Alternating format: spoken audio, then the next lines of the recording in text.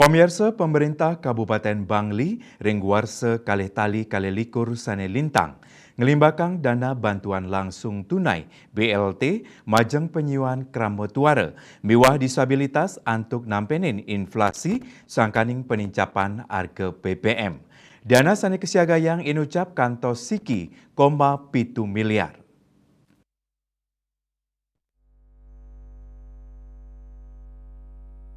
Penyukserahan BLT kemargiang oleh Wakil Bupati Bangli Iwayan Diar majeng 113 diri krama tuara miwah petang diri krama penyandang disabilitas sane magenah ring desa Kayubihi Kecamatan Bangli.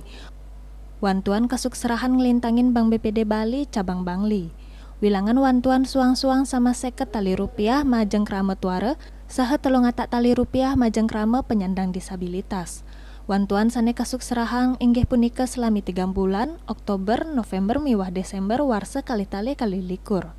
Kepala Dinas Sosial P3A Kabupaten Bangli Ida Ayu Gede Yudi Suta maosang, bansos BLT BBM majeng krama tuara miwah disabilitas rauhe mangkin sampun memargi 100% ring samian kecamatan.